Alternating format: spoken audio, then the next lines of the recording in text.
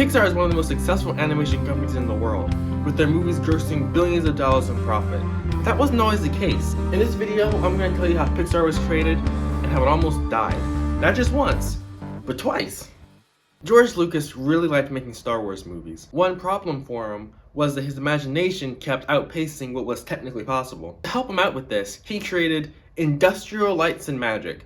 This is still the 1970s, mind you, so everyone's wearing bell-bottom pants. Now, within Lucas's Industrial Lights and Magic, there was a smaller group of guys who said they wanted to see how far computer-generated imagery could take special effects. So, Edmund Catmull was hired. He was perfect because he loved animation and computer graphics. He's the guy that wrote the book on a lot of CGI rules today. Now, this super elite team inside of ILM was called the Computer Graphics Division, and they were tasked with making a shot for Star Trek Wrath of Khan called the Genesis Effect. Here's the shot. Instead of a dead man. Yeah, I know what you're thinking, but don't forget, this is the 1980s. This stuff is insane. And around this time, we meet a new character named John Lasseter. Whoa up there, partner. Oh no. It's me, I know who you are.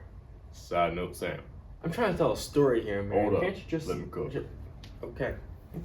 John Lasseter was a student at Cal Arts, where he met Brad Bird and Tim Burton.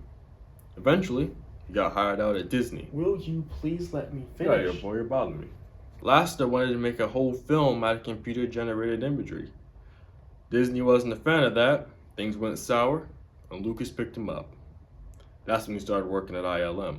Alright, you can come back in now. I can? You done? Yep. You're done? Alright. Okay. I'm Side Note Sam. Sam's actually right, but I don't want to give him any credit. Later on, the Computer Graphics Division would make another shot for the movie Young Sherlock Holmes. You can't tell me this doesn't look good.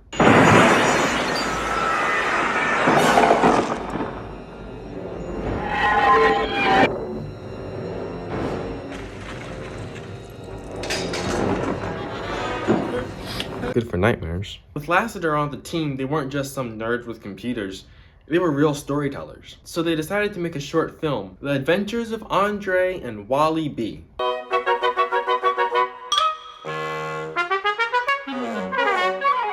People really liked it. During this time, they also got a new type of computer to help them make some of these visuals that had never been done before. Incidentally, the computer was called Pixar. The team's coming together! They knew that if they had made a short film, they could make a feature-length film, but then the first bad news came their way. First off, Lucas wasn't interested in making a CGI film. He was doing Star Wars and Indiana Jones. He didn't have time for that. Secondly, he had spent a ton of money on his latest film, which became a cult classic, Howard the Duck. This one's for you, Cracker! Lucas! Good shot! Another hungry customer!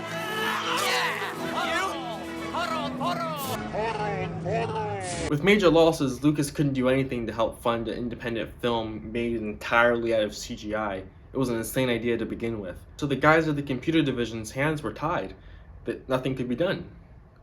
But then Steve Jobs came along. Jobs, who had just been fired from Apple, was looking for some new projects. Edmund Catmull pulled Lucas and Jobs together, and a deal was made. The Computer Graphics Division was bought for $5 million. But even after the purchase, things didn't go well. Jobs had to put another $5 million just to keep the company afloat. They had to make a new cartoon to reestablish themselves in the industry, and make enough money to keep their heads above water. John Lasseter, for whatever you want to say about him, which is probably a lot, did a really good job with making the next cartoon. He wrote, directed, and animated the cartoon himself, and here's the cartoon. Again, the cartoon was very popular, but not enough to keep the company afloat. They made another short cartoon called Tiny Toy, where little toys run and hide from a demon, a child.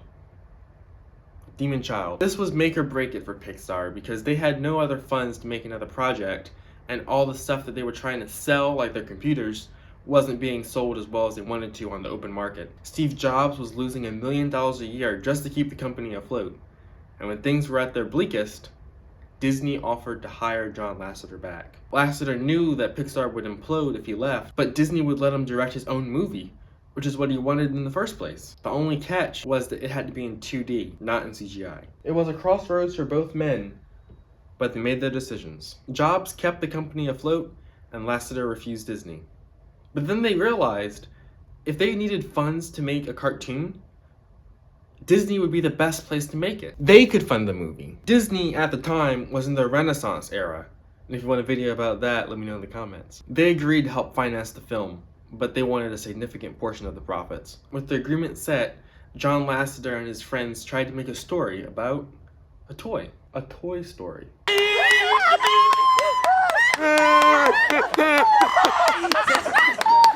As the guys at Pixar kept trying to write, Disney executives kept putting in notes on how they wanted the story to go. And by the end of the process, Disney executives hated the movie that they helped write. Then they canceled the film. It was another dark moment for John Lasseter and the team.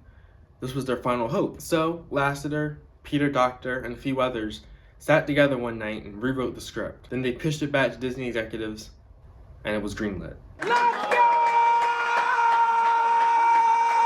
It took 5 years to make this movie, but it was a high-grossing success. Following the success of Toy Story, Pixar was still barely able to break even because Disney kept all the money from sales. But they had specific ideas on how to tell a story, and they kept hitting homers. A Bug's Life, Toy Story 2, Monsters Inc. Finally, Steve Jobs sold the company to Disney, and it's the powerhouse that it is today. Have you ever wondered how Walt Disney made the first animated film? Click the link below to find out.